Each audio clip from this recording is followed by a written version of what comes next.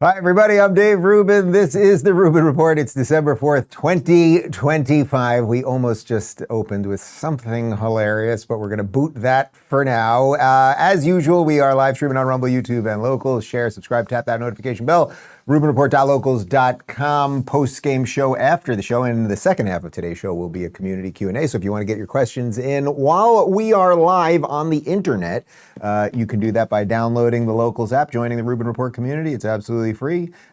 We have an app on the iPhone there. I got the big one. Got the big phone. Finding it a little glitchy. Where's Steve Jobs when you need him? We also have an Android app, all that good stuff. And we're going to catch up on some of the news, mostly focused on what we've really, it's sort of what we're always focused on here, but what we've really focused in on this week, just sort of the disconnect between the mainstream media and reality. So let's just dive right in. There's a big media summit happening right now via the New York Times. And obviously, I am no big fan of the New York Times. I think in most respects, it is kind of the epicenter of misinformation and disinformation and malinformation and all of those things. But they've got this guy, Andrew Sorkin, over there, who I actually don't think is terrible. And he's moderating a whole bunch of discussions. And he had Scott Bessent on yesterday, and they got into the legitimacy of the once credible newspaper. The question is, is this like a new normal? Andrew, there's no new normal, and I can tell you that I actually don't read the New York Times anymore. That sometimes I do watch CNBC, but occasionally people send me articles, and there's just this fever swamp, and you're now a pop historian with 1929, and in 20, 30, 40, 50 years. The New York Times is no longer the paper of record. You can't go, I read this article, President Trump is slowing down, President Trump's mental capacity. It is 100% fake. That, he only called me twice at 2 a.m. last week, instead of 3 times.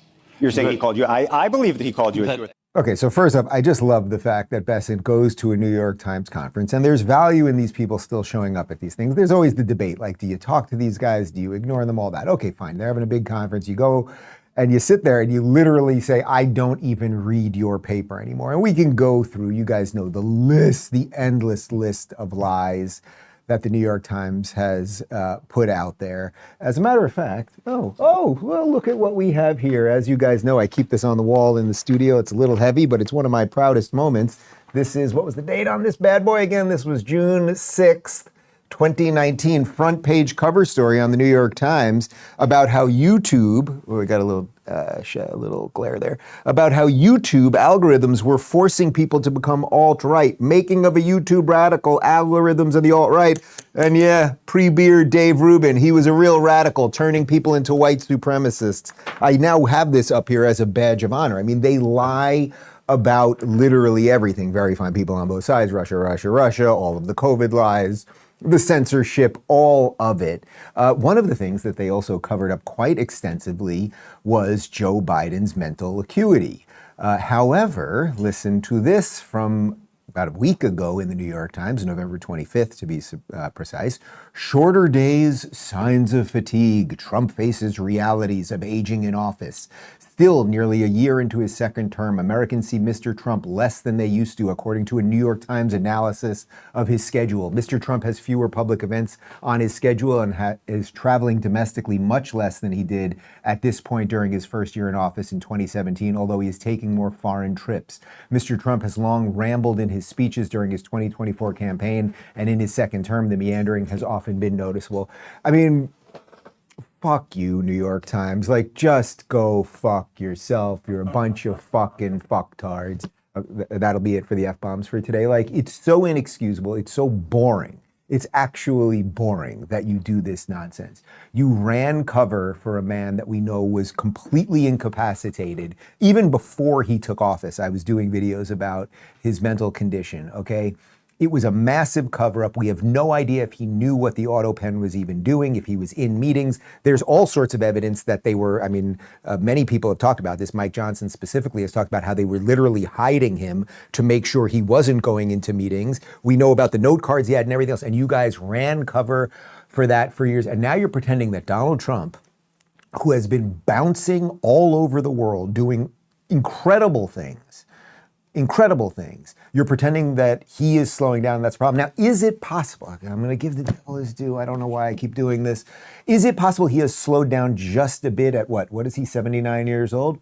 That actually is possible. And can you make an argument that generally speaking, we should try to have presidents that are maybe more so in their 50s and 60s, you know, somebody that's had a kind of nice career, raised a family, and in a slightly different part of life, but still has a little more youth and vigor? There's an argument for that. Does Trump buck the trend of what an average 79-year-old behaves like and all of those things? He absolutely does. Endless energy. But the guy's bouncing all over the world. I can tell you that when we did a 2-week trip to Australia, I was jet lagged for about 7-8 days afterwards. This guy's bouncing all over the world, relentlessly taking meetings, and they have the nerve and the gall to do that. It is completely absurd, but okay, you get that. Let's continue. Scott Bessent then called out the complete cover-up that the New York Times was part of as it pertained to Joe Biden. You had what was one of the greatest scandals of all time, that the coverage of the Biden administration, Joe Biden's diminished capacity, and the cover-up. And that's why it's probably fair to raise these questions. Where was the New York Times? We just had a 3-hour cabinet meeting yesterday, Andrew. For 10 months, the Biden administration did not have a cabinet meeting. How are you going to invoke the 25th Amendment if the cabinet secretaries never see the president, which they didn't? That, you know, I hear from people in the Treasury building that I see President Trump more in a day than my predecessor saw Joe Biden in half a year. So, you know, it's interesting. I just gave Sorkin credit. Like, I don't think he's not profoundly terrible. And if he wanted to have a conversation with me on either of our podcasts, that would be just fine. But it's interesting. Bessent's like, you know, you guys were part of this massive cover-up around Biden's mental health. And then he goes, well, that's why we should be talking about this. And it's like, no, that's not the issue. First off, there isn't an issue related to Trump, but that's secondary. The issue is you guys, you're sort of acknowledging that you lied and ran cover for Biden. Well, because we covered up all of that stuff related to that old guy and his diminished mental capacity. Now we should be focusing on it. Oh, and it happens to be right now in office a guy you don't like. So it's just boring as hell. But here's more proof from the New York Times. In November of 2021, Biden declared healthy and vigorous after his first presidential physical. Think how profoundly absurd that is. At any point, do you think Biden was vigorous in those 4 years? Let's say you maybe could argue that he was healthy. Maybe they didn't have, maybe, and I do think there still was a massive cover-up.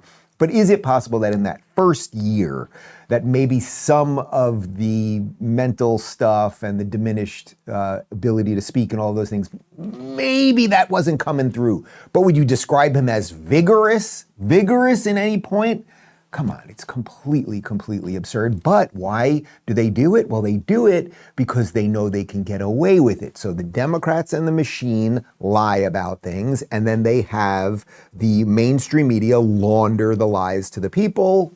Here you go. There's a growing and insidious trend in right-wing media, broadcast, print, and social media.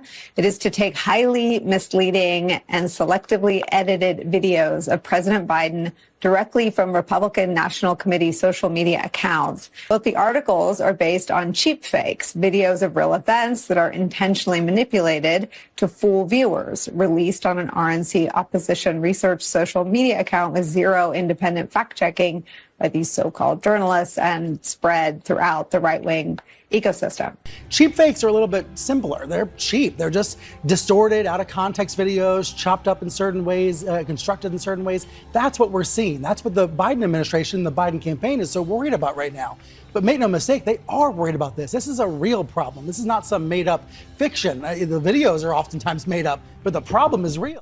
Okay, so you may be watching this going, Dave, we've seen all this stuff. Why are we diving back into this? But I think it's starting to become clear regarding what one of their next moves is going to be. And one of their next moves is going to be an endless focusing on Trump's health. They are going to do this. And in a weird way, they're doing it because it's the perfect obfuscation for everything that they did for those 4 years. So when we had a real problem in the White House with an old man who was confused and tired and often not at meetings and not signing documents and everything else, they ran cover for it and they called it cheap fakes and everything else. Even though in that video that was on the side-by-side of Stelter right there, that apparently was the night that George Clooney now has admitted that he saw Joe Biden and Joe Biden wasn't even sure who he was, even though he's one of his biggest backers and fundraisers and everything else. So that's what they did for Biden. And now they're going to do the reverse. They hit it for Biden and they're going to do the reverse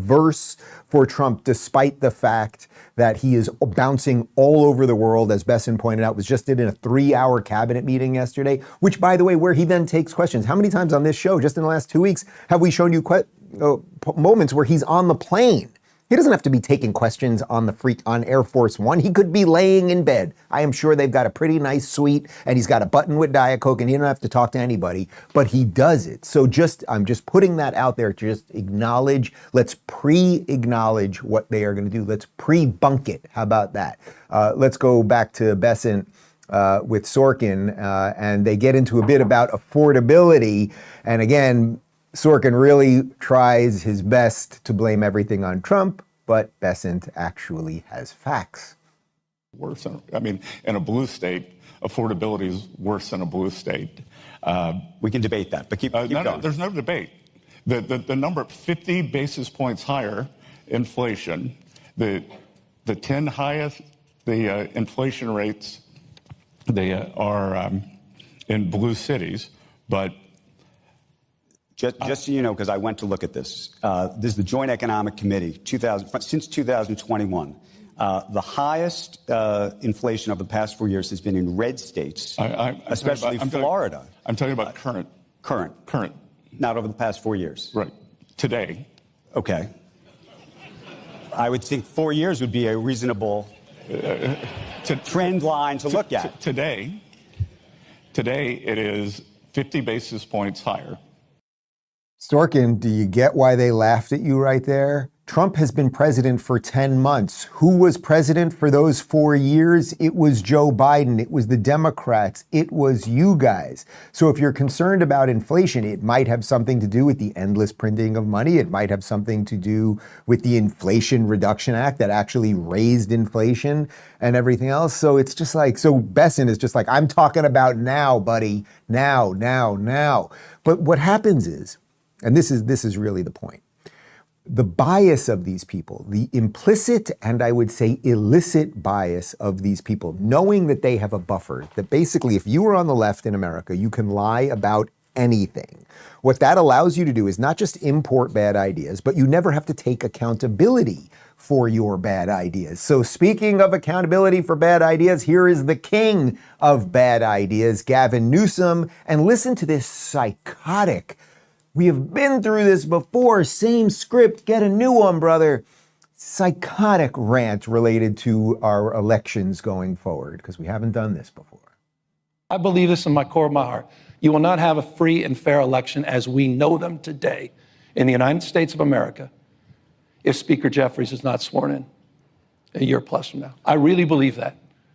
Sure, there'll be elections. Competitive authoritarians love elections. Putin, I think, got 87.3%. The runner-up was 4.3%. That's what I mean by competitive authoritarianism. Ask folks in Hungary and Orban what's going on in Turkey. That's the model for Trump. Went from the 6th largest economy to the 4th largest economy, $4.1 trillion a year. We have more Fortune 500 companies than we've ever had in the last 2 decades. More scientists, engineers, more Nobel laureates, venture capital, over $106 billion this year. Finest system of higher education in the world, a conveyor belt for talent like no other. The dominant manufacturing hub in the United States. We're the dominant ag state, $62.1 billion, forestry, hunting jobs, ag jobs. You talk about farmers and ranchers, you're talking about my home state. There's just so much nonsense there that it's hard to, I'm not going to even bother unpacking all of the lies and confusions and all of that stuff. What I'd like to focus on for a moment is, can you pull up the picture of how he was sitting? How does an adult male sit like that? Now this, I think, offers us a little insight into my theory that he is an evil lizard man. The lizards have testicles. Do lizards have testicles? I don't think lizards have testicles. How do lizards there's an egg, and I don't think lizards have balls. Because if you had balls, you could not sit like that. Let's put it up again. His balls obviously do not exist because he is a lizard. Now, interestingly, can you put up the picture earlier of Sorkin? Because Sorkin was kind of sitting like that earlier. Look, Bessent is sitting, there's always this debate online. Trump sits sort of like a gorilla, right? Like man spreading giant thighs, like this, right? Like they're like this, like a giant vagina, right? That's what they are. And then there's always this debate. If you're a man and you sit with your legs crossed, you're not really a man. But Bessent is sitting. I mean, I sit like that sometimes. It's a normal way to have your legs crossed. I don't know how Sorkin is doing that. And then I'll go back to Gavin Newsom. No, you cannot have testicles. You cannot have testicles. Were you just giving me some lizard testicle information? Yeah, it's confirmed. Lizards do not have testicles. Well, they have testicles. Lizards do not have balls. Their testes are internal. Thank you for watching. We'll see you tomorrow. As for the nonsense, like this fear about we're never going to have elections again and everything else, and then he brings Orban into it. I've been to Hungary several times now, and it is clean and safe, and they have controlled their borders.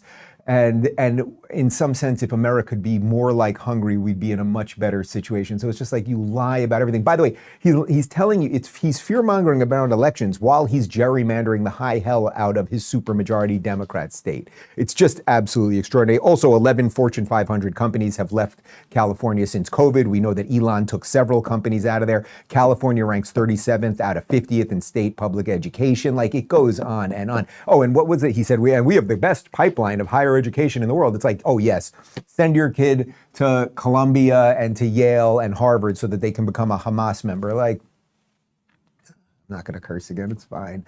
You may remember that he did debate Ron DeSantis about 2 years ago, and I just thought this was a great moment to re-up this because his own freaking parents, Gavin Newsom's own in-laws, fled California because of him and now live in the free state of Florida. So I was talking to a fella who had made the move from California to Florida, and he was telling me that Florida is much better governed, safer, better budget, lower taxes, all this stuff. And he's really happy with the quality of life. And then he paused and he said, by the way, I'm Gavin Newsom's father-in-law. So we do count Gavin's in-laws as some of the people that have fled California and come to the state of Florida. And why are we getting people to come?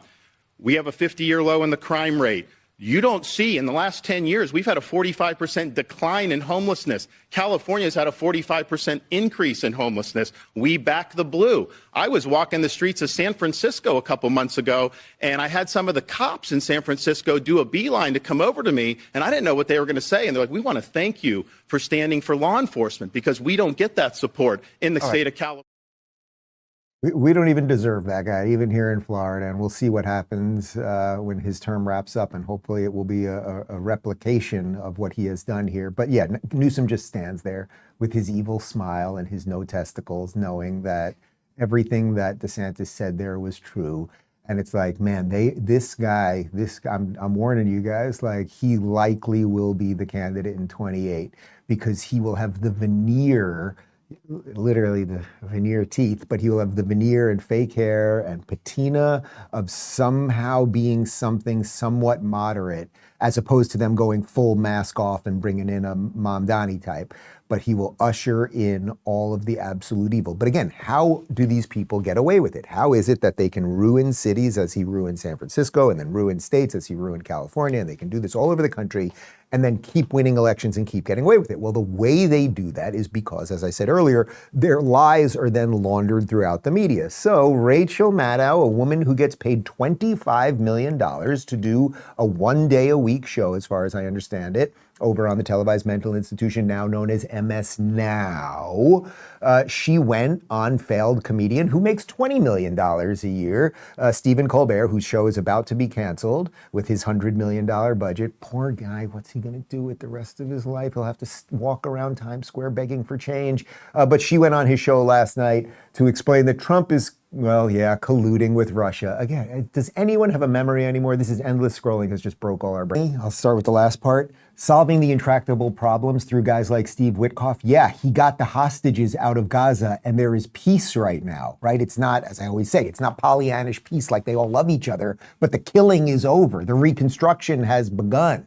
Right? So that guy did it. You would prefer that people who got us into intractable problems over decades were still the ones in charge. Trump tries different things and gets different results. You could argue that in his first go round, the Abraham Accords, instead of doing everything the conventional way, he brought in Kushner and some other people and they thought about things a little bit differently and got things done. So she's actually an agent of whatever you want to think of as the deep state. She is an agent of it. She thinks, oh, there's all these problems and we should solve all these problems via the same mechanisms and people as created the problems in the first place. Trump is the reverse of that. He sees problems and is like, can we think about them in a different way? And can we try to solve them via other means? And then he does solve it. And that upsets the people who are entrenched in the deep state. Again, whatever you want to refer to that, the machine, the deep state, whatever you want to call that. Also, Maddow, she lied. It's a complete lie. The first thing she said there was Russia wrote the plan for what they want Ukraine to do. What she's referring to, he or she, whatever she is, what she's referring to there is the 19-point plan that we have now brought over to the Russians and see if they will get on board, right? And it's like there is literally, yes, Russia wrote it. Russia wrote it. There's no evidence of that. She completely made it up, but that is what she is an expert in, completely making up nonsense, but sounding like she knows what she's talking about. Here's Exhibit 32A, go. Now we know that the vaccines work well enough that the virus stops with every vaccinated person. NBC News is reporting tonight that with this sort of October surprise that he has brought to the fore about Joe Biden and Mr. Biden's son, that is now being investigated by federal investigators as a foreign intelligence operation for which her father would be the conduit. Third election in a row in which Russia has tried to interfere to try to get Trump into the White House. Third election in a row. Everything she says, abject lie. I love she brought on Rudy Giuliani's daughter. You know, Rudy's coming to the holiday party, the Rubin Report holiday party. That's going to be pretty fun. You ever see Rudy Giuliani doing a shot at tequila? You will soon enough. We'll see if we can get that on video. Anyway, it's just like they lie about everything. And then what happens? The misinformation that they purvey while they tell us we're purveying misinformation, it actually harms the country. It harms the good ideas like capitalism. It harms the ability for people to build businesses and everything else because they end up living in cities that are run by complete morons. And then it also destroys the institutions.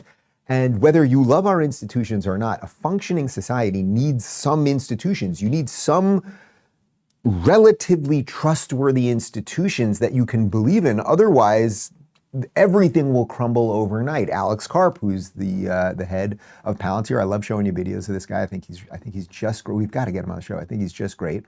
Here he is talking about how no one believes in the institutions anymore, and that actually is a problem. What is the biggest problem in this culture? I'll tell you the biggest problem. No one believes the institutions are credible. And why don't they believe they're? And I struggle to believe they're credible too, because these business leaders make completely stupid decisions. And they get bailed out.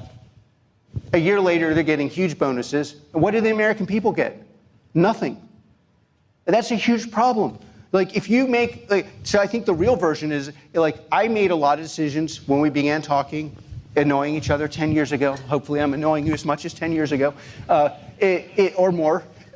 When I made you know this, yeah. Every decision Palantir made, FDAs, going public, building products, enterprise, large data sets, going to government, acknowledging American superiority, being pro-meritocracy, launching an AI platform, calling into question that AI models would actually be able to perform without orchestration. Every single one, our ontology, every single one of those was viewed as stupid. You know what I actually have grown to appreciate about capitalism? All the people who made the right decisions went broke, are going out of business.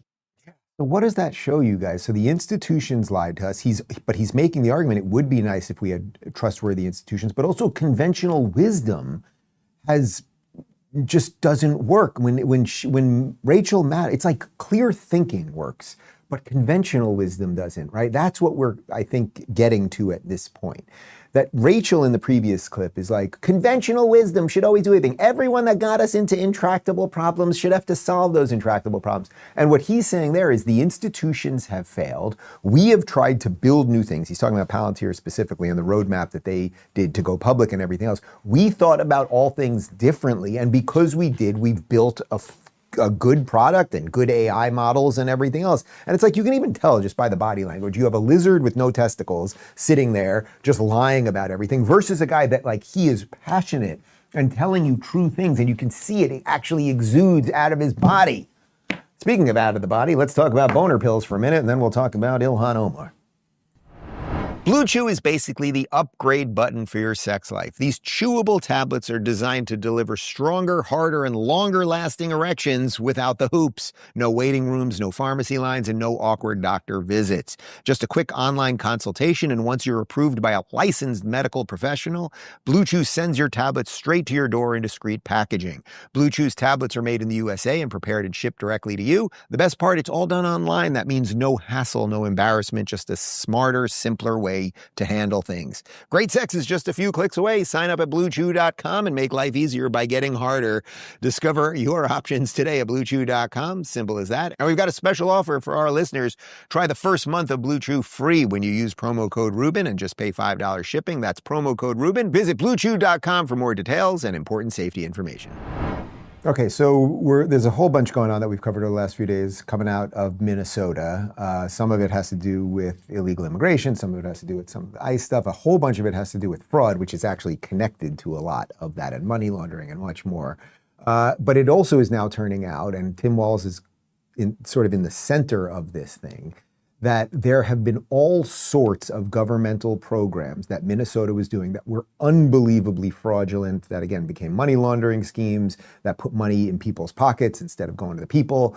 And Ilhan Omar was asked about it on CNN, and will you tell me if this is a legitimate answer or not? Can you shed any light on why the fraud got so out of control in Minnesota? I think what happened is that, you know, when you have these kind of new programs that are designed to help people, you're oftentimes relying on third parties to be able to facilitate. And I just think that a lot of the COVID programs that were set up, they were set up so quickly that a lot of the guardrails did not get created. Oh, well, then maybe somebody should be fired. Maybe you, because you're the congresswoman of that area and you were working with third parties and didn't vet them properly as you were taking money from the American people, maybe you gotta go home. I don't even mean back to Somalia, but maybe you just got to go back to your house and find something else to do. But again, this is because, see, it's the same thing as the Maddow thing. Maddow saying there's intractable problems in the world. We should just think about them the exact same way. And that is the great escape plan for all of these people. It's the same thing that Ilhan is doing. Well, you know, when things are happening, you know, there are crazy things like COVID and you just have to do things real fast and then wacky things happen and no one has to, you know, pay the price for that. It's the same exact notion. They believe in something that is deeply, deeply broken and the blame never gets put at anyone's doorstep because that's baked into the whole freaking thing in the first place. But it wasn't always that way and it doesn't always have to be that way. I love this quote from Ronald Reagan. We must reject the idea that every time a law is broken, society is guilty rather than the lawbreaker. It is time to restore the American precept that each individual is accountable for his actions. So not only, of course, is he right that each individual is accountable for his actions, but this is what they are pushing on us. Can you pull it up one more time? I want to read the first part of that again. We must reject the idea that every time a law is broken, society is guilty rather than the lawbreaker. Now, frame that around what she just said. She was just like, well, she didn't say society exactly, but she was like, well, you know, it was COVID and it was a weird time and we had to work with third-party people. Like, no one is to blame, right? No, so you guys can launder money. You can do all sorts of illegal, shady things, but the buck doesn't stop with anyone, right? It continues with Ilhan Omar. You're not, everyone get in your chair. Here, I should adjust. myself in my chair, and you guys should also adjust yourselves. This is crazy. This is seriously crazy. She just went on TV yesterday, and I just don't want anyone to fall out of their chair, or maybe if you're drinking coffee or anything, I don't want you to have a spit take and ruin your couch. She went on TV and she called Trump racist yesterday.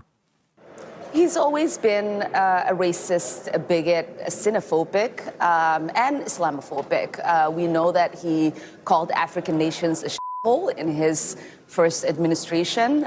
We know that when he came down that escalator, he said he was going to stop Muslim immigration into this country. And so it is not surprising that he is going after black immigrants in this country. And it's certainly not surprising that he's choosing a black immigrant community that is also Muslim. But what I would like to say is that most of us are citizens. On our passport, it says we are nationals of this country. We love that Minnesota has welcomed us. Many of us have not been settled in Minnesota. We chose it as a home because the Minnesota people and the state is beautiful and very welcoming. And we are going to be here regardless of what the president has to say. There's such evil, like with her, she's smiling the entire time as she's calling the president racist and xenophobic. She also said most of us, what was it, most of us are here legally? Most of us? Okay, so you mean 52%? That's still an awful lot of illegals. Also, Donald Trump is not running around just looking for black and Muslim people. He's looking for illegal people. And also, actually, the government of the United States is now looking for people who broke the law as it relates to this money laundering scheme, including the Attorney General over there, Keith Ellison, who is on tape admitting that he knew about it. Like, it's just so profoundly ridiculous. But fortunately, I don't think most people are buying it. And in some sense, I think that's why she's smiling through it. She knows she's lying, but it's all she's got at this point. Oh, and yes, she married her brother and broke federal immigration law. Could we just send that to somebody? Does anyone care about anything? Let's jump over to the ladies of The View. Here is Whoopi Goldberg, a man who...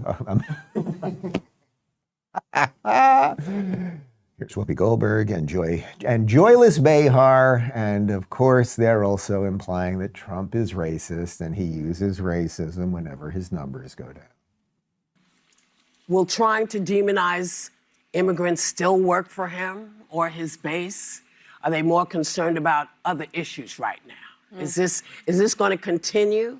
Well, or is this smoke and mirrors too? It seems like every time his numbers drop, or he perceives that his popularity is dropping, no matter how much tush kissing the cabinet does on him, it's really disgusting to watch them kiss his butt. But anyway, every time that happens, he pulls out a race card. Last time it was the Haitians who were eating the pets, and now it's the Somalis in Minnesota, who, by the way, there's only 84,000 Somalis in Minnesota, and 58% of them were born in the United States. Oh, said it wasn't going to burst. Right. First off, Trump's numbers, we just showed you the stat the other day, even from CNN. He has an 87% approval rate within his own party. That's number one. Number two, he's not going after immigrants. He's going after illegal immigrants. And there are an awful lot of them there.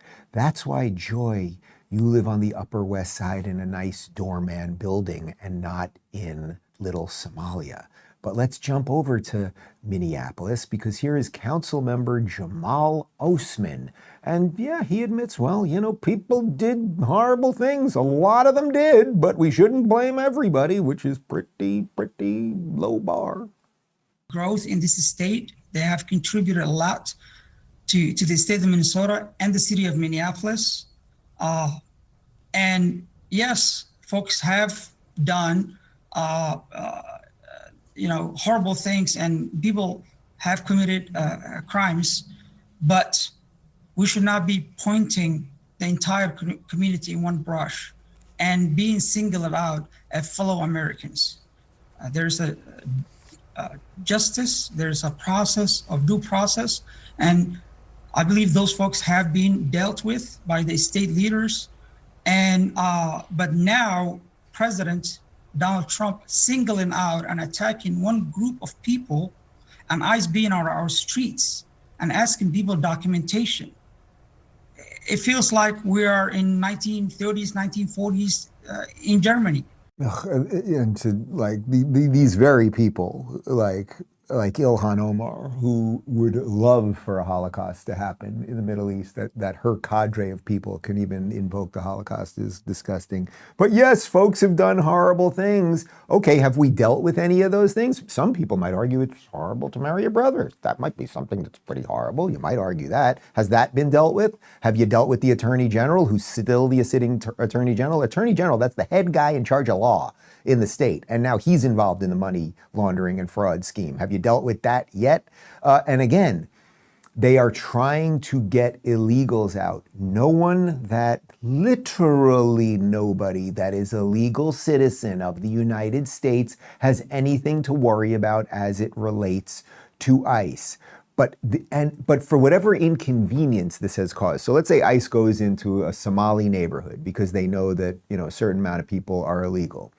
Could it be a little bit of a headache if you have to show someone your driver's license? Yeah, it could be. And does that kind of feel a little bit weird on the streets of the United States? I guess you could argue that it does.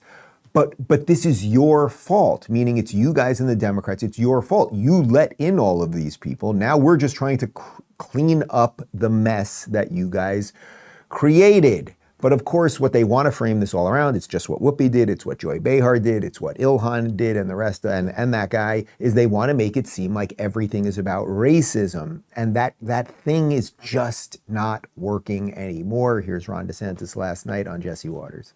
Well, they say it's racist if you say that all these Somalis stole $1 billion. Yeah, the race card is what they're trying to do to evade accountability. They'll say you're racist. They'll say you're, quote, Islamophobic. If you question why some of these folks have no interest in assimilating into American society. And I think people, particularly in Republican side and the conservative side, I think we're beyond where they can just sling the race card out and people should be scared of that. That's what they'll do. That's their default. But I don't think people are buying it anymore. Yeah, I mean, he is right. People aren't buying it, but nobody wants to be called a racist, right? It's not a fun thing to be called. And I try very hard on the show. How often do I call I call people that say racist things, genuinely racist things, which usually are said against white people. That is racism. It's not reverse racism, it's racism, okay? If white is a race and you are anti-white and you are institutionally anti-white and you stop white kids from getting into colleges or you make it harder for them to get jobs, et cetera, that is just old-fashioned racism. And it's systemic racism, by the way, because that's how Harvard and other schools were allowing kids, also racist against Asian people, et cetera. That's one part. The other part, of course, is that we are looking at specific communities because Ron DeSantis is right. There are people who are coming here. Some are coming legally, some are coming illegally, but then are refusing to assimilate. That was the word he used. Refusing to become part of that melting pot. And if we don't do that, then America, as we know it, will no longer exist, right? We will just be this kind of broken down, very disassociated thing where the people that live in that community will have nothing to do with the people in that community. They won't speak the same language. They will have no ability to create real community. And that's, of course, how a society would collapse. Now, again, how do they get away with all of this? They have politicians who have bad policies, they launder the lies through the media, and then they put people in the institutions who bow to this nonsense. So I thought this was quite interesting. This is Hennepin County near Minnesota attorney. Her name is Mary Moriarty, explaining that there are no roving Somali gangs terrorizing people. I really want you to listen to this and put it into your head for just a moment. There are reports that the Trump administration is planning to send ICE agents here to the Twin Cities to target our neighbors of Somali descent. This is part of a recent pattern to single out our Somali community members. This is rooted in the idea that if they spew hatred, it will divide us. But we won't let that happen. There are no roving gangs of Somali people in this community harassing, threatening, doing anything to any of our community members. And let me repeat that again, because I've heard this often. There are no roving gangs of Somalis targeting or harassing or doing anything inappropriate to any community members. Those are simply lies. It is not true. Connor, over there, you got all your buttons on the computer? Can you play a video of a roving Somali gang from last night harassing people on the street? Can you? Thank you. Oh my God, oh my God, oh my God, oh my God. When I beat his ass. Yo, when I beat his ass. Yo, when I get him, beat his ass. Oh my God. What the fuck? What the Yeah. Yo! That's a roving Somali gang stomping on some guy, and the cheesesteak place had to close early. I love a good cheesesteak. There is nothing better than a good Philly cheesesteak. So lady, could we send her that video, I guess? We should probably find her email address. Maybe we should send that over to her. Here's a good one. Here is some images of a Somali city councilor and school board member in Maine. So this is not in Minnesota, this is Maine. He happens to be Somalian. He was just indicted for stealing guns. And you might note there that in the indictment, he's listed under R, which stands for race. You've got H, you got hair, that means black. E, eyes, that means brown. R, race, white. White. Hold on a second. Connor, put the image back up.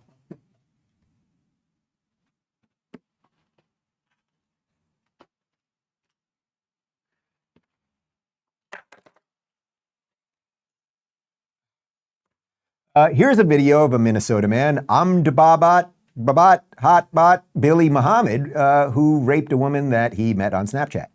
Man out on probation for sexual assault is charged once again. This time, prosecutors say he picked up a woman he met on Snapchat and raped her at a hotel in Bloomington. Now, prosecutors once called this man an extreme public safety risk, but he never spent a day in prison for his previous crimes.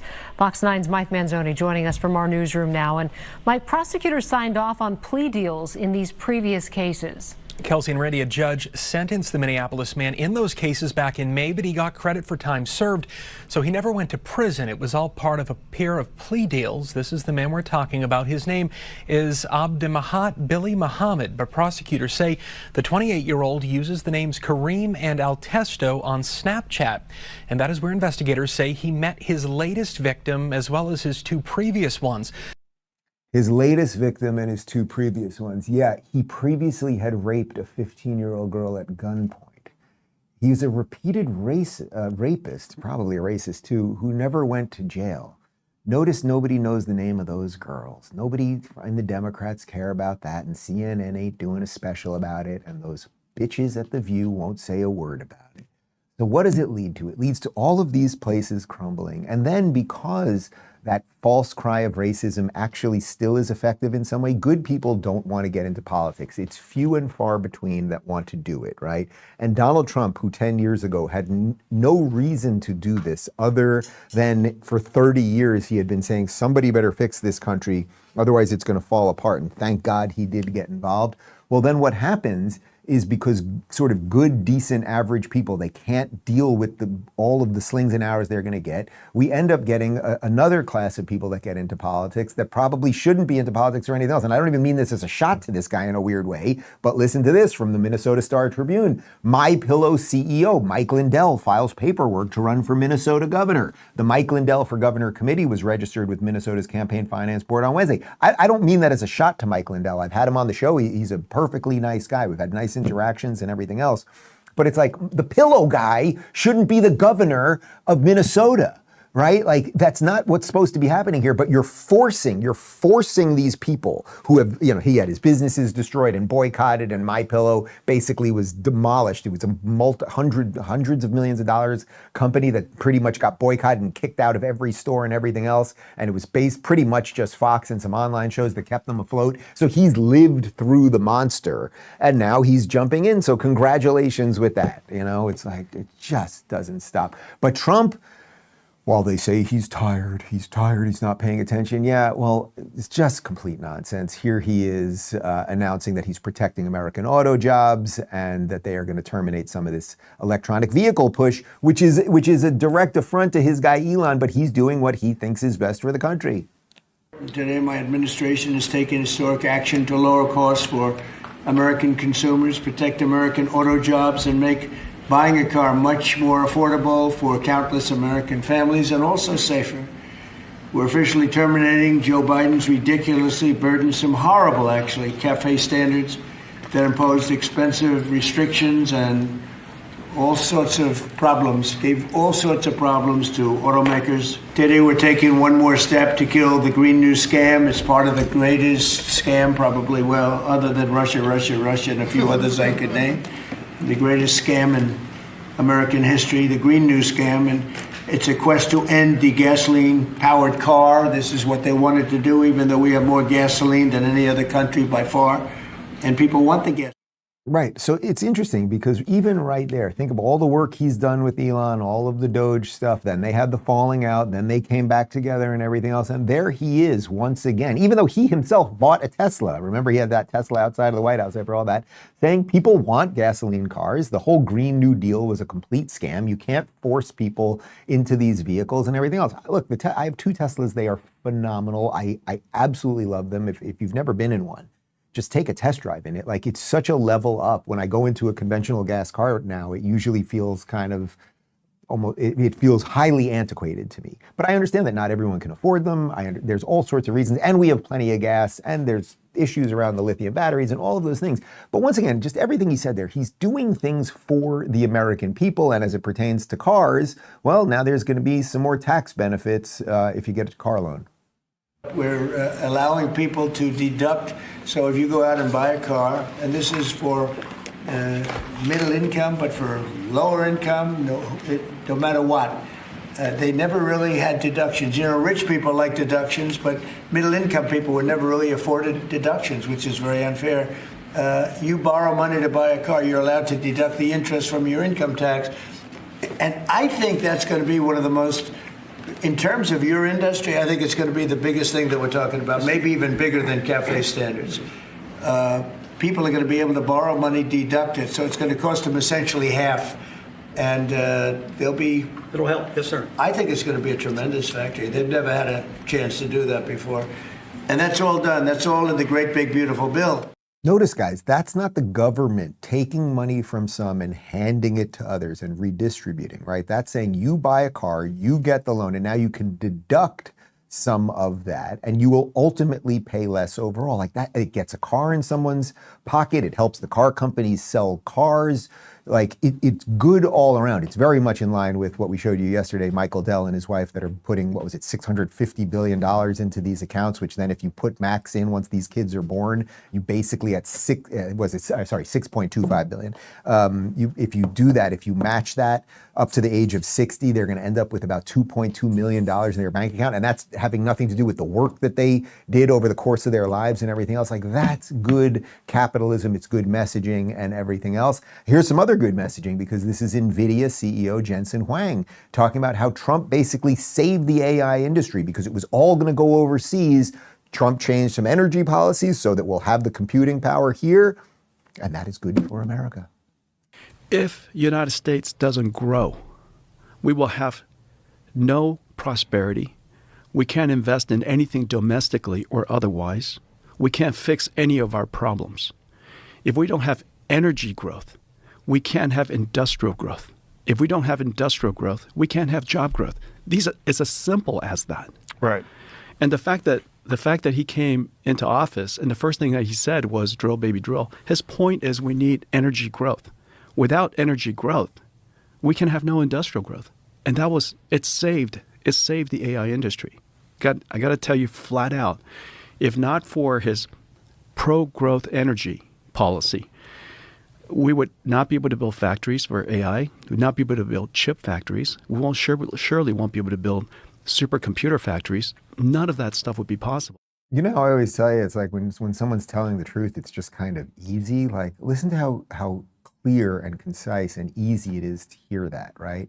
Trump basically changed the policies to make them friendlier so that as we enter this AI version of the future, whether you like it or not, whether you think it's going to be utopian or dystopian, and we can always have those conversations. This stuff's coming one way or another. The AI is coming, the robots are coming, it's all coming. And Trump is creating the conditions so that at least for whatever trepidations, whatever concerns we might have about it, we will not lag behind China and Russia. Because imagine if China and Russia basically lead the world into the AI and robotics revolution. We will be like, that's Terminator 2, the machines have turned on and now we're screwed level stuff. So who do you trust when it comes to what's really going on with this administration in this country right now? Do you trust Wang right there, the CEO of NVIDIA? Do you trust Karp, the CEO of Palantir, people who are actually building things and are competent? Or do you like the Ilhan Omars? Do you like the Joy Behars? Do you like the endless complainers who are destroying things? Do you like the guys over at the New York Times who will right now tell you that Donald Trump's mental acuity is falling apart while they admit that they're the ones who were in on the conspiracy the first time? Like, I think the choice is fairly simple. Let's talk about balance of nature, and then we'll get to a RubinReport.locals.com community Q&A. Guys, finding a healthy snack that's light, portable, and easy to enjoy anywhere is a win, especially when it tastes great.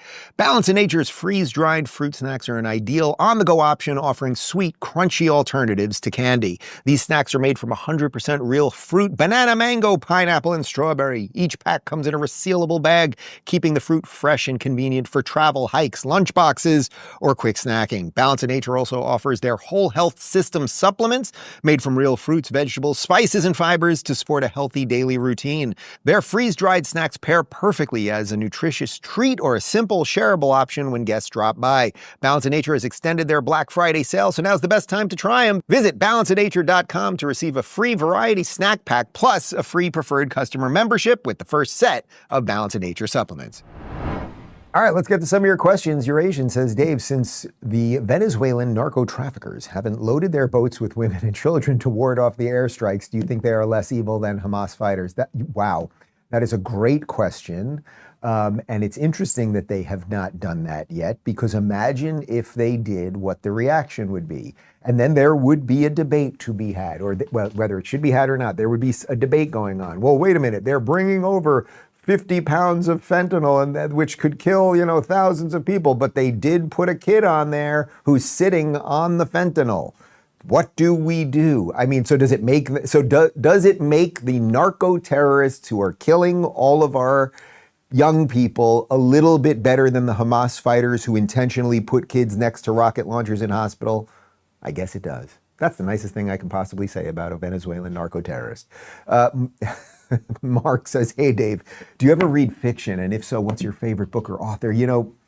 I have not read a fiction book in so long. And when I was glancing through the questions this morning, that was my reaction. Like, I used to read a lot of fiction, and I used to read a lot of Stephen King, actually. I think I probably read 20 Stephen King books. And for as crazy as he's gone politically, like, the guy was a great author. And Philip K. Dick really was probably my favorite. He's a sci-fi, but he's probably my favorite author of all time. And if you haven't read any of Philip K. Dick's books, a lot of his stories that became movies, great sci-fi movies, they're actually short stories. Total Recall and Minority Report and many others, they're short stories, not even full things. So you can read a whole bunch of them. In a week, you can read 15 great stories. But I don't get to anymore. Even nonfiction. Unfortunately, I just don't have time to read as much. Honestly, mostly I'm reading children's books, which I do. It's funny, when you read a children's book to a kid, they get when a book is good or not. And the bad ones, they never want to hear them again. And the good ones, either it's because of the rhyming or it's because of a little bit of the drawing. But usually it's connected to the story. Then you get some good ones. But in the old days, I was able to read all of my guests' books. I was really proud that I was able to do that. If I brought someone on to talk about a book, I would read the book before. And then just my life and businesses and everything became so busy, it's very hard for me to do that. So usually I try to read it through a little bit. Joseph sometimes reads through some of it and we come up with some notes version so I know where I'm going. And then sometimes I also do think it helps as an interviewer to know a little bit less. But unfortunately, I don't get to as much as I would like to. Glenn says, how long do you think you'll do your podcast? Do you have thoughts of moving on to something else someday? Are there other things you think you might want to do that you haven't tried yet? It's interesting. Doing this, has afforded me, and I mean that literally and figuratively, like really an incredible life. And I've built an incredible team here.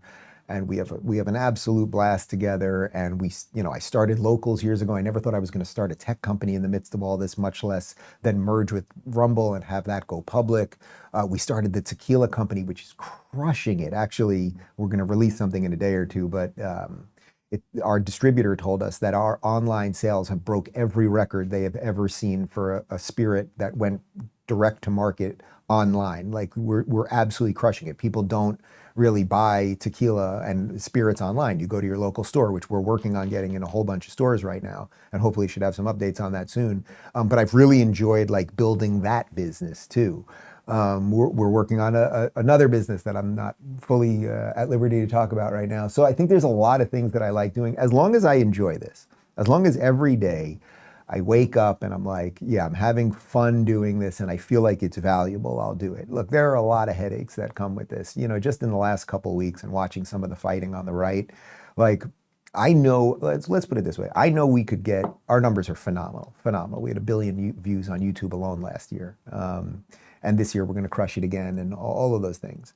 But I know if I was willing to fight more, if I was willing to just get into every internet fray, and Candace said this and that one said that, blah, blah, blah, and I do a little bit of it here and there, I know we could have better, bigger numbers and all of those things. Our numbers are great. It's not about that. But the point is there's a human toll that some of this stuff takes too. People say horrible things about you. They lie about you. The New York Times writes crazy things about you. Like sometimes it does actually become a big headache too. But to specifically answer your question, as long as I wake up every day and I feel like I'm contributing something. When I went to the PragerU thing at Mar-a-Lago a couple nights ago, the amount of people that come up to me and they just say the same thing. Dave, I'm watching the show and I'm laughing. Your politics is so miserable and everybody's so hateful and that's not the way you are. Like that's what I love hearing. Like my political analysis, I think, is pretty solid and I think I got most of the things right and I get some of the things wrong. But like there's a lot of people you could turn to for that. But if you turn to this show and you're laughing and thinking about something maybe a little bit differently, whether you agree with me or not, then it's still valuable. So as long as I'm enjoying that, I'm going to keep doing it. And, as long as these guys will keep turning, I don't even know how to turn on the computer. So I guess as long as they would be willing to do that, we can keep going. Let's talk about Rumble Premium for a minute and then a couple more questions. Guys, if you want the best experience on Rumble, you need a Rumble Premium. It's ad-free, distraction-free, and built entirely around creators who actually stand for something. You'll get exclusive access to a whole lineup of voices that aren't afraid to think differently. Rumble Premium is how you support a platform that's genuinely built on free speech, not just talking about it. Go to rumble.com/premium/Rubin. That's rumble.com/premium/Rubin for 10% off annually for Rumble Premium. Join the movement today. All right, Heidi says, how is it legal for Biden to not only stop the construction of the border wall, but also sell off the materials? So I'm not a lawyer in that sense, but that he stopped it. I mean, the president has the right to dictate border policy, right? Which is why for the years under Biden, where they kept saying there needs to be a bipartisan bill and blah, blah, blah, it was a complete lie. The president has every right to do it, which is why the second Biden left office, Trump locked down the border and now there are virtually no illegal crossings. So I don't know that there's a legal issue there. Now, as to then they literally started like a crazy fire sale of construction things that were building the wall. How that was legal, I'm not so sure.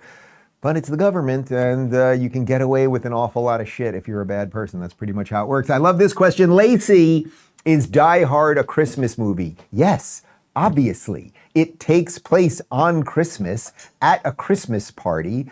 He's wearing a Santa hat at different portions throughout the movie. I mean, it's absolutely a Christmas movie. Is it a little more violent than, say, Elf? Yes, although Elf, there's some guffaws. No, but it's also a great movie. What year did that come out? I saw it in the theater. I'm going to guess 89, 88. You just know that off the top of your head? Oh, it says it right there. Look at that. So I was 12 years old. Yeah, I saw that in the theater and was absolutely blown away. And one of the lines that I use on the show all the time, and I send the meme out all the time, is welcome to the party, pal.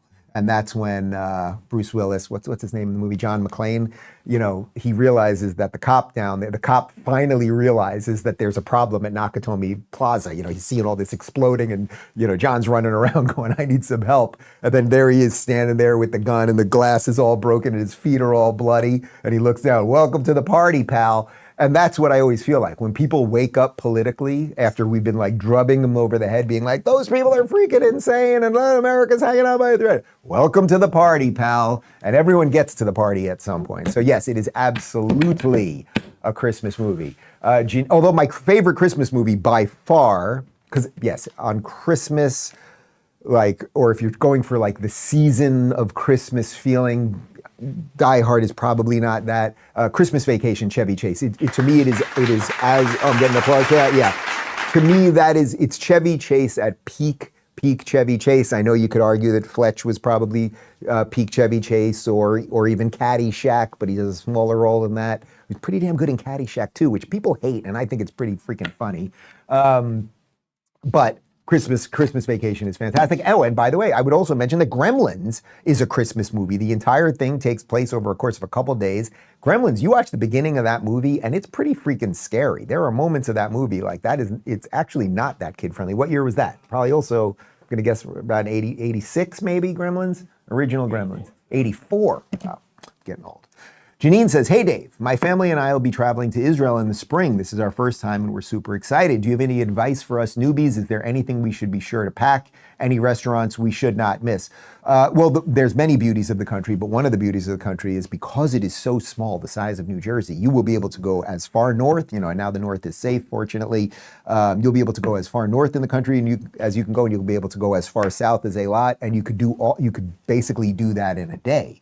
And depending on the weather, you might be able to ski in Mount Hermon and then go lay on the beach or you got to go to the Dead Sea, right? Go to the Dead Sea. You can float on water, walk on water, just like Jesus did. Obviously, you're going to go to Jerusalem and go see the Western Wall, which is the holiest site in Judaism, and go see the Church of the Holy Sepulchre, which is the holiest site in Christianity, and walk through those old steps, those thousands and thousands of years old steps in Jerusalem. Those are obvious things. The Holocaust Memorial, Yad Vashem in Jerusalem we didn't go this last time that we visited, but it's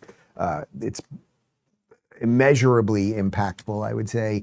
And then go to the Sea of Galilee, which was absolutely beautiful. If you didn't watch our last documentary that we did, we took a boat ride on that, and it was just stunningly gorgeous. But in terms of food and places to go, the food scene there is unreal. Tel Aviv had some of the best food I've ever had in my life. There is a chef, he's a famous Israeli chef, his name is Eyal Shani. He also has restaurants actually in Miami and New York, and I think he had a restaurant in Melbourne, Australia actually, and some others. And we basically, I would look at my phone every night and be like, let's just pick one of his restaurants. And we went to a whole bunch of them, and then we would just sit down, and I would say sometimes we sat at the bar with the whole crew, or we'd sit at a table, and I would just say to whoever that would come up to us, the manager or the waiter or the bartender, just bring us the best, whatever is the best. And the sense of life right there is just incredible. The bartenders will do shots with you. Like, it's just, you will eat some spectacular food there. There was a place called Claro that we went to that was pretty great. That was the best lamb I ever had. What else? Oh, Culinary Workshop in Jerusalem. They've got this great, they had great cocktails, but they had this great meat fridge where you can just walk up and get the most beautiful hunks of tomahawks you've ever seen. I'll try to think of some others. Aaron says, what is the name of your next book going to be? My husband and I were talking last night, and we suggest Don't Pull My Finger, a foreword by Eric Swalwell. I got the joke there. So I'm actually writing it finally right now, and I had a few pages written with a little bit of a intro to it. Sitting on the kitchen table the other day, and David walked up to me and was like, so you're working on this? Did you want to tell me about that? So it is starting to come together. I have the 10 chapters outlined. I'm working on chapter 1 right now. I'm thinking about self-publishing it. I was with Penguin twice. I had 2 best-selling books. The first book got on the New York Times bestseller list, but it's all fabricated anyway, but by sales, we should have been on there. And the second book should have been #1 New York Times bestseller, and they didn't even put us on there. And it's just so crazy. It tells you everything you need to know about the New York Times that we were talking about at the top of the show, that it's like, if they can fabricate lists of bestsellers where the sales don't correlate to what is actually on the list, like, what else do you think they're fabricating? And my last book should have been #1 New York Times bestseller, and they didn't even put it on there. But so anyway, the point is, I just don't care about the machine anymore. So I'm thinking about just self-publishing it, and then just getting it to you guys directly. So my hope is we can maybe get, it's going to take me a little time, maybe by fall. How about fall? I was going to say spring, but that might be pushing it. We'll see. But likely Don't Burn This World, which we already started the Don't Burn This World tour, and that gives us a nice trilogy, and then I can move on with my life, because George Lucas did a lot of good things after the trilogy, right? Wah, wah. Post-game show and moments, RubinReport.locals.com. Thanks for watching, guys. The only garbage I see floating out there is his supporters. Ilhan Omar is garbage. She's garbage. Her friends are garbage.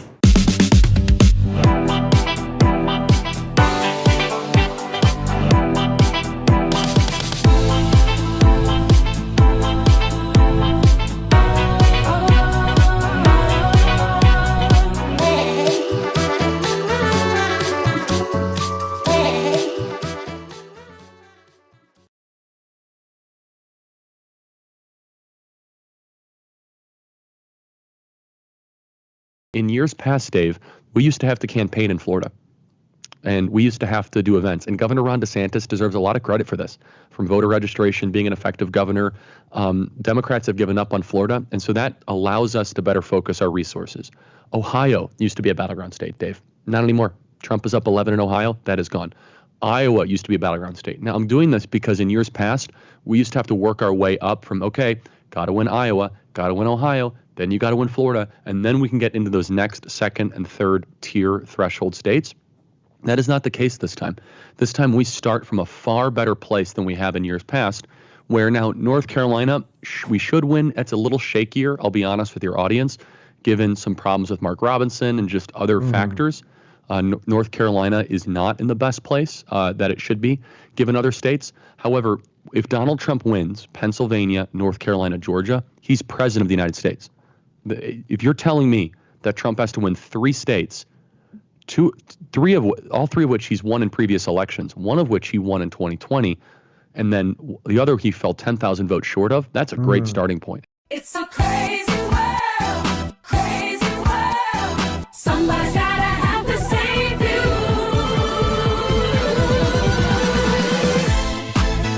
It's a crazy world. It's a crazy world. Somebody's gotta have to save you.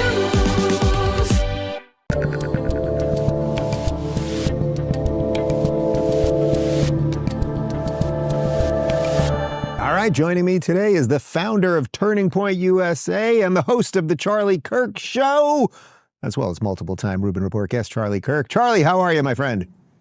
Dave, I'm doing great. Great to see you. Thank you for having me. And you've been so good to me and us throughout the years. So I want to make sure I express that gratitude, and great to be back. Now, Charlie, you sound a little dour or a little depressed or a little soft-spoken. Those were kind words, and I appreciate it. But what's going on here before people think something weird's happening? I'm trying to audition for the NPR News Hour. So I'm trying to, change my vibe. I've been on these campuses, and I've been known to have a lot of energy and a lot of passion. I think it's time for Charlie Kirk 2.0, where it's more thoughtful and slow. All kidding aside, Dave, I did 7 events in Pennsylvania within 24 hours. And even for me, that was too much. I felt my voice was holding. First time in my career, my voice just went out last Thursday, and just couldn't talk for literally 3 days. So I had to rest it for 3 days, which is awfully humbling.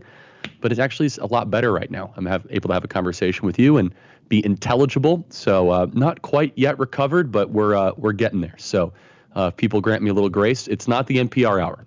Yeah, I was going to say something kind of funny about like a conservative or just relatively sane human being trying to talk with the cadence of an NPR host. It would sound pretty damn disturbing. I mean, that's the worst. Like, why don't we start there? What is wrong with these people? And I'm talking about everyone besides us at this point.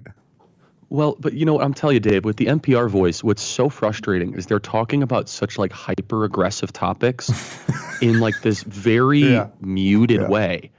Today on the NPR Hour, we talk about how half the country should be exterminated from the face of the planet. And experts say it's good for the climate. Today on NPR. It's like, wait, what? I'm sorry, did you just talk about like mass genocide in this like very muted, passive aggressive voice? I think that's what bothers me the most about the NPR voice. I always say under that very thin veneer of pleasantness, there is something very, very nasty with most of these people. But let's dive in. We've got about a half hour together. Obviously a lot going on. You know, we're 30 plus some odd days out from this election. Let me start with the most broad thing. I mean, obviously you're well within the Trump universe and helping fight on campuses and elsewhere. How are you feeling at this moment about the election? I feel better than I did in 2020, for sure. I think Trump's in a much better spot. I feel better than even where we were in 2016. With that being said, given the environment, I would think we should be feeling even better because this election really should not be competitive or close given the economy, given the southern border, given the kind of the status of how things are in the country, how people view how things are going in the country. Kamala Harris's campaign team is brilliant. She's receiving coaching very, very well. You know, Dave is someone who's brilliant in broadcasting. I'm sure you see how she constantly is uploading new one-liners and she's trying to de-emphasize the cackle and the laugh and try to turn it into something that she isn't. But yes, as far as the map and what's going to matter, here's the good news, Dave, and I give you full credit for this. Florida is no longer a battleground state. So thank you, Dave. Thank you. Happy to help, you know. It's my way of giving back. I give Dave 100% credit. You know, it was a battleground state until the Rubin report moved down to Miami. But that's a big deal. In years past, Dave, we used to have to campaign in Florida. And we used to have to do events. And Governor Ron DeSantis deserves a lot of credit for this. From voter registration, being an effective governor, Democrats have given up on Florida. And so that allows us to better focus our resources. Ohio used to be a battleground state, Dave. Not anymore. Trump is up 11 in Ohio. That is gone. Iowa used to be a battleground state. Now, I'm doing this because in years past, we used to have to work our way up from, okay, got to win Iowa, got to win Ohio, then you got to win Florida, and then we can get into those next second and third tier threshold states. That is not the case this time. This time we start from a far better place than we have in years past, where now North Carolina, we should win. It's a little shakier, I'll be honest with your audience, given some problems with Mark Robinson and just other factors. North Carolina is not in the best place that it should be, given other states. However, if Donald Trump wins Pennsylvania, North Carolina, Georgia, he's president of the United States. If you're telling me that Trump has to win 3 states, all three of which he's won in previous elections, one of which he won in 2020, and then the other he fell 10,000 votes short of, that's a great starting point. And we're not even getting into Wisconsin, which was 21,000 votes short in 2020, or Arizona, that was 10,000 votes short. And so it's a great map for Trump. What should happen is that it should break in Trump's favor somewhere around mid-October. However, we can't underestimate Kamala Harris and their team's ability to chase ballots, register voters, engage in early voting. And so I remain saying this is a 50-50 election. I think Trump has a 50% chance of winning. That is a bold prediction, my friend. 50% Trump, 50% Harris. Pretty good. Well, let me ask you something that's actually a little trickier for guys like us to talk about and still be able to make a living, which is that I think a lot of people right now are worried that there are going to be some shenanigans. We don't have to relitigate 2020, but I think a lot of people are worried that it's going to be the day before the election. We're going to see weeks of massive Trump rallies. We've seen this kind of new coalition of RFK, Tulsi, Elon types come around. We're not seeing a lot of people break the other way, really. And everything is going to feel like Trump is going to win, and we're just going to wake up the next morning and he will not have won. How worried are you of that? That there's really no way, like I know, okay, we can all say 50-50 or whatever, but that there's really just no way to gauge these things properly anymore because because there is no mainstream that makes sense anymore. So we're all kind of off in our own little universe trying to just get a touch point that makes sense. It's an important point. I am worried about it. And I will. This is where I'm different in the camp than some people. I think there's a limit to their cheating. I think like all things, there's only so much that they can cheat. For example, in the state of Florida, I think they would have loved to have Governor DeSantis not win in 2022. Well, he did by 20 points, okay? Meaning that there's a limit when you have enough public consensus and a good enough ground game. There's only so much the other side can do shenanigans or tomfoolery or whatever. That's number one. Number two, where we are emphasizing our focus on turning point action is the people who agree with us that do not vote. There are tens of millions of people that stay at home and decide not to participate and not to vote, and their ballots are never in the system. So we think the best remedy to a very broken system is driving turnout, is to say if we have enough of our people turn out in record numbers, then we're able to overcome that. But Dave, I don't want to sugarcoat it, and I don't want to mislead your audience. What you just articulated might happen. And I don't say that as a way to make you cynical. I say that to people so that you know what you're dealing with, number one. And number two, it should actually give you more reason and more urgency to vote. What are you seeing that has changed over the last couple of years on college campuses? You and I used to do a ton of events together, 7, 8 years ago. Our lives and businesses have gone in separate directions, so it's been a while that we've done something on stage together. But what are you seeing now that maybe we didn't see back then, or is it crazier? Did any of the craziness go away? I mean, it seems crazier, but you're out there.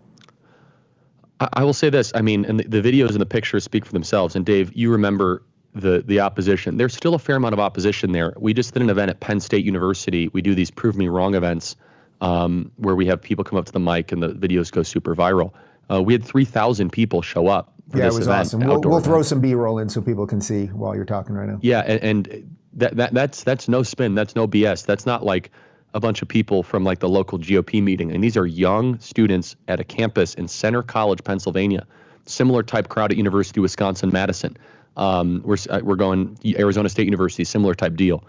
Here's the truth. Young ladies, super liberal, no doubt. Okay, very, very liberal. Young men, most conservative they've been in 50 years, and by far the most conservative I've seen them in the 12 years of doing this.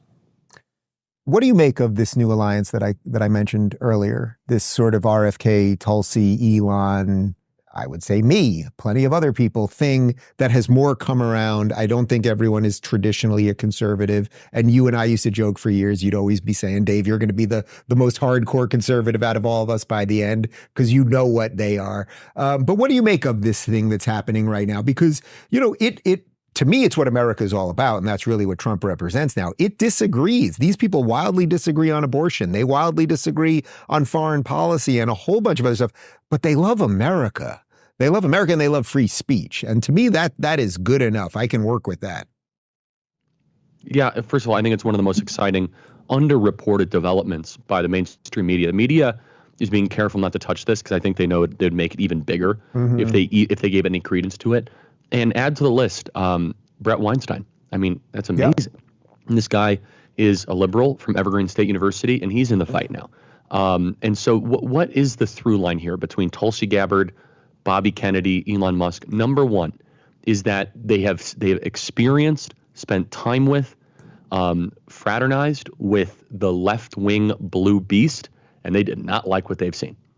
All of them have a story of personal scorn that terrified them of what that thing is. And you too, right, Dave? I mean, you have your stories. You were way ahead of the curve. But for the record, Dave was like a decade ahead of everybody else. Okay? I was so ahead of the curve, I was behind it. I think that's where we're at right now. Yeah, exactly. Yeah, it's all one big circle. Where Brett Weinstein, Evergreen State University, he was like, what is this? This is complete nonsense. Jordan Peterson, what happened with the forced pronoun stuff in Canada. Elon Musk, to a lesser extent, a personal story, but you could look at how his companies have been targeted, Twitter, free speech. It's only further brought him in that direction. Tulsi Gabbard. His son, that's now a daughter, or whatever you want to say about that. I mean, that's pretty damn personal, but I get your point. Yeah, for sure. Oh, no, that's exactly right. I mean, yeah, I totally forgot about that. You're exactly right. And then you have Tulsi Gabbard, co-chair of the DNC, who was the darling of D.C., until she disagreed with the Democrat Party on foreign policy, and she immediately became a pariah. It's like, we're not allowed to deal with you. Or how about Bobby Kennedy? Bobby Kennedy, who ran for the presidency as a Democrat, then an independent. They sued to try to keep him off the ballot, and they sued to keep him on the ballot. Just this incredibly contradictory, non-principled Democrat Party. And all of them kind of simultaneously were like, okay, wait a second. I'm not a conservative. I'm not a Republican, but I like free speech. And this open border thing is insane. And the government has way too much power that's merged with big corporations. And we all love the Constitution. Who's with me? And this kind of Avengers unity team started to organically come together. You see, Dave, there was no central casting of this. There was not some kind of casting director that was like, yeah, and then we'll bring Tulsi Gabbard. This all happened organically. It's a profoundly exciting and groundbreaking story, the 2024 election. 2020 did not have a through line with this story. 2016 did not have a subplot like this. This here is people that, I want you to think about it, a Kennedy, who's the namesake of Bobby Kennedy, the co-chair of the DNC, Brett Weinstein, who was like Mr. Liberal Professor of the Year. And they all have their own personal story. But here's the thing. It's not just that they were, oh, I'm scorned. No. They extrapolated being like, whoa. Yep. If this happens to me and these people treated me this way, what am I dealing with this big blue machine or team blue, if you will. And so combining forces it's been amazing to see. I consider many of them friends. And Dave, I'm very conservative, but I also love disagreements and I love agreement on the macro stuff, and the micro stuff is not that interesting to me. And I think that's what makes the conservative movement a healthier movement and a more vibrant movement and a robust movement. And so I think in some ways it is what you and I tried to demonstrate through Unity campus work 7 or 8 years ago that is now manifested and crescendoed into the presidential election. I should note that we're taping this in a couple days in advance, but this weekend that has just passed by the time you guys are seeing this, the Restore the Republic rally is taking place. Charlie and I will both be there, or we're there in essence, and we're going to have a whole bunch of interviews, and I'm broadcasting live from there, and there's some time shift disorder involved in all of this, but we'll have all of those videos up as well. I was careful the way I was talking about it. Thank you, Dave. I was like, I can see you. And it happened. Yes, I will see you in a few days, and also I just saw you, something like that. Let me ask you about the blue monster that you just mentioned, or that blue machine, or the system, or the swamp, whatever you want to call it at this point. I am still, and I take August off, so I'm a little delayed, I guess, when it comes to the fall.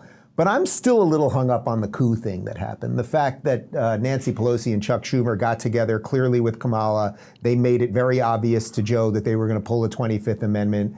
And clearly Jill and whoever else didn't have enough juice to fight it off. And I guess the question I'm asking you is, are you still amazed that the machine can pull off these tricks? I mean, we don't talk about that. We don't talk about Trump assassination attempt 1. We don't talk about assassination attempt 2. That somehow, despite all of these people coming together and all the good stuff that you've just pointed out here, the machine finds a way. The House kind of always wins.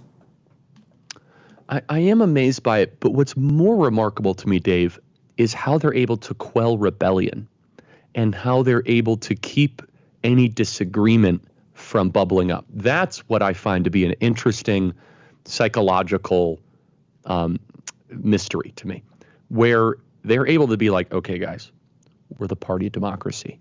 What we're going to do is put in a candidate with no votes. And if you disagree, we're going to destroy you. And everyone's like, cool. Yeah, absolutely. That sounds great. And again, this is why Bobby Kennedy and Tulsi Gabbard and these people are defecting, because it's completely insane. And it's so self-evidently bad for the country. And I think that we'd be clear, though, that the Kamala Harris thing, again, the media has been such an enemy to the American people and so awful on the Kamala thing. This was probably a plan that was many months underway.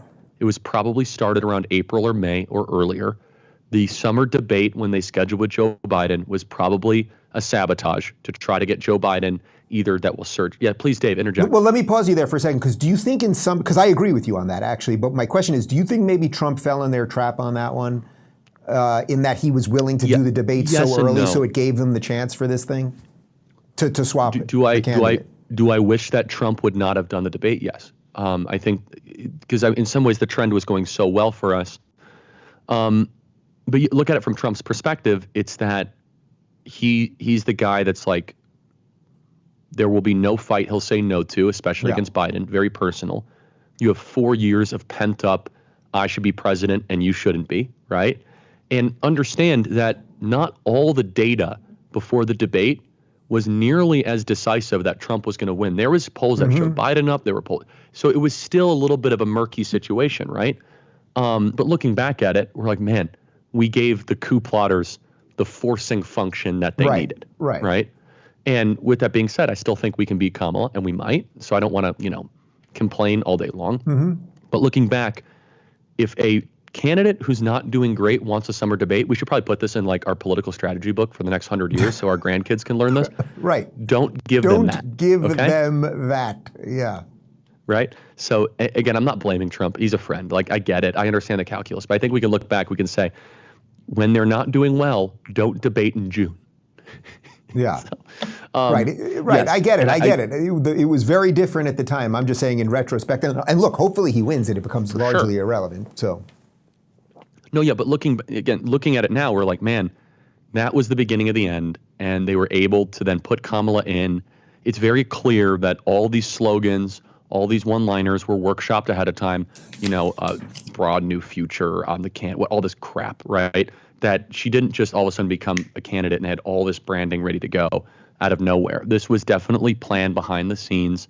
Joe Biden fought it, and they were like, okay, old man, good luck.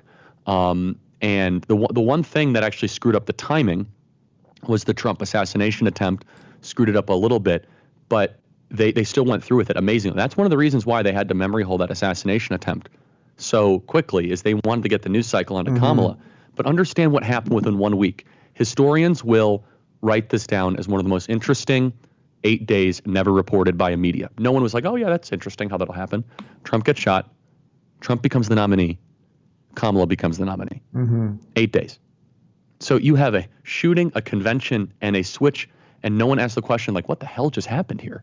Like, who's in charge? And by the way, Dave, can somebody explain to me, was there like a Zoom call where like Kamala Harris officially became the nominee? Was there like a text message or like— Charlie, it was what's the very process? grassroots. I've been told it was a grassroots effort to install her with no votes. Please don't ask any more questions. No, I want to know, at least for like future planning, how did this work? Was it like a Slack channel? Or like no one has ever explained. It's just like, oh no, all the delegates pledged support for it. No, I got that. I know. But was there ever like a sequence? Right. And it's chilling, Dave, how millions of Americans just bought it. They were cool with it. Like, yeah, the person that didn't even make it to Iowa in our party back in 2020 is now the most popular person ever. But hey, that's the party of democracy. Well, what does that tell you about the modern Democrat Party? Because, you know my feelings about the word liberal, and I can't really call myself a liberal, not because I am not in some old school sense, but because the word has just been so mucked up, it doesn't fly for me anymore. It's just not worth the explanation. But what does that tell you about the sort of general state of the average Democrat voter, that they sort of like being spit on in the face, actually? It's a couple things. I don't think it's hard to overstate how much they hate Trump and what deals they're willing to cut in their own mind and in their politics to get rid of Trump. I think that's a big part of it. And I think they hate Trump so much that they're willing to privately say, we got to get rid of Trump. Let's just put our democracy stuff aside. I really think that's a core piece of this. The second piece, though, is that the Democrat Party for the last 20 years post-Obama has been more like an oligarchy. The country runs more like an oligarchy. The Democrat Party absolutely runs like an oligarchy. Now, mind you, the Republican Party used to run like an oligarchy. And the 2016 race was supposed to be Hillary Clinton versus Jeb Bush. Yep. That's what the race was supposed to be. Two families that have ruled before with their own fiefdoms. They agree on everything except corporate tax cuts. That's it, right? Like the whole election would have been about like corporate tax rates and I don't know, like school choice or something. Okay, great. Like that would have been the whole election. And that way, no matter who wins, DC wins. Trump blew that up and took over the Republican Party and kicked the plutocrats out. And many of them went into the Democrat Party. Leon Panetta, Liz Cheney, Dick Cheney, they're now in the Democrat Party. They help run the Democrat Party. Literally, it's not an exaggeration. And so the average Democrat voter is possessed by the hatred of Trump. And the rulers and the leaders, they're like, hey, instead of having to deal with primaries, we just call the shots. And an oligarchy is the ruling of the few that are untouchable. And so it's a very chilling development. It is. Let's dive into a couple of the issues, because you and I, although politically we've definitely come closer over the years since we first met, we don't agree on everything, which is completely fine. And I don't want to do a back and forth on who's right about the issues, but I want to talk about abortion and sort of how it might hurt. Well, you might argue it would help Trump in this election. Although I consider myself begrudgingly pro-choice, and we can pick what that means, whether it's 12 or 14 weeks. Or whatever, here in Florida, we have 6, obviously. I was for the reversal of Roe v. Wade because abortion obviously is not a constitutionally guaranteed right. However, it seems to me this is always going to be a loser for Republicans. Also, not because of the optics exactly as much as the Democrats are just going to lie about the Republican position on it all the time. For example, at the debate that he's for a national abortion ban, and no matter how many times he says he's not for it, in that first debate with Biden, I thought that was the best 3 minutes he's maybe ever given politically to explain himself, and then to say, oh, and I don't even know if this is going to help me electorally. So my question to you is not to debate abortion, rather than is this the great card they have up their sleeve always to get voter turnout at the last second? No, for sure. It's a great question. And you know me, I'm a pro-life absolutist and totally respect disagreements on the issue because most of the country's not where I'm at. And you got to be realistic. Yes, to answer your question first, politically and then morally are two different issues the way I look at it. Because as a spokesperson, as an advocate, when I'm on campus, I don't move an inch on the moral topic. I'm not running for office, and I try to make arguments that way. Politically, you have to win elections, and you have to try to win elections by persuading a majority of people in states to agree with you. And the majority of the country is not even close to where I am on abortion. And the only thing I would push back on, you said it's always going to be a loser. I don't know if always is. Maybe the country will become more pro-life. Maybe people like me will be successful. Currently, I can grant you that. Let's say in the next decade or so, something like that. Yeah. Fine. Currently, it is a political problem for Republicans for many different reasons. And the first reason is that people who call themselves pro-life are not actually as pro-life as I am. They're like, well, I'm pro-life, which means like abortion in the first trimester. And like, okay, well, we have different definitions of what pro-life is. Let me say this, though, is that if Kamala Harris wins, she said she's going to use the filibuster to get rid of any state sovereignty on this issue and nationalize Roe versus Wade. You disagree with that. I disagree with that. And so now we agree that that is like nationalized abortion zealotry that has no space at all in our country. Absolutely. And it would reverse a lot of pro-life momentum that I care deeply about. Number two, which is the pro-life infrastructure. Kamala Harris, as Attorney General, she used the California Attorney General's office to go after David Daleiden, to go after journalists, to go after pregnancy resource centers. Kamala Harris would use the IRS and the Department of Justice to go after pro-life organizations, nonprofits, 501c3s, and companies just because they would be spreading, medical disinformation. The final point, though, that I'll say this is that Trump's in a very difficult position in the sense where he delivered a reversal of Roe versus Wade. The pro-life movement largely is now not sure what to do about that, to be perfectly honest. Do you run on a national ban? Do you run on a state type thing? I have my own opinions, none of which have been listened to or kind of followed and not that applicable. For the record, I think Trump's played it perfectly. I think Trump's messaging on this has been absolutely perfect. I don't know that it will get more votes, but I think it's been clear. I wouldn't say perfect. I would say he should not say reproductive freedom. I don't think that's smart to use left-wing. There was one Truth Social where he said that, and I told him that privately, and I think he received that. However, given the circumstance, I would agree he's been very prudent in how he's navigated this. And I want everyone who's pro-life to understand this as well, that Donald Trump very well could have just said, forget all of you guys. I'm just going to be, I'm going to say that I believe in 12 weeks nationally and just get rid of the issue. And instead, he says, look, we brought it back to the states. We reversed Roe versus Wade. And I agree with you. His abortion answer with Biden was the best I've ever seen. Yeah. And he talked about late-term abortion. And I was like, man, if we could just have that kind of on repeat. And so let me just finish with this, which is that those of us that are pro-life are never going to stop advocating for the unborn, advocating for this obviously deeply important moral topic. But I also don't live on fantasy land in politics, and I don't act as if it's a political winner when currently it's not. Let me ask you another hot one, which is that the Democrats, and I guess this goes to how confused they are about almost all the issues. When it comes to foreign policy, they are obsessively pro-war as it pertains to Ukraine, Russia, even though Putin's got nukes. No defense of Putin, just a reality. And they're wildly anti-Israel. How do you put these two things together? Yeah, I mean, well, first of all, let's just be honest. There's significant Jew hatred in the base of the Democrat Party. Both movements have anti-Semitism. The Democrat Party has it like in the fibers of their party. And I have the best piece of evidence for this that no one can refute. Josh Shapiro should have been the vice presidential nominee. Pennsylvania might go to Trump, and I'm not saying this as like some sort of broad prediction. Just look at all the numbers on the ground and the chatter, and yet you have this very popular governor with a sizable political operation who just has one problem, Dave. He's a Jew. Yeah. Well, not a problem for me or you, but like for the Democrats, they were like, there's no way that they wanted to turn Chicago into a race riot about, you know, what's happening in Israel. That's a big problem. That was an undercovered story that someone was actively discriminated against from becoming a vice presidential nominee simply because he was Jewish. You know, Imagine Charlie, if you'll Republicans find it even- interesting. He was my choice. When I left to go off the grid for August, one of the last things I said, I was like, I'll make one prediction. It's going to be Josh Shapiro. And I'm pretty sure I said it on air, if not on a backstage show or whatever. Like, the only issue would be that they don't want a Jew.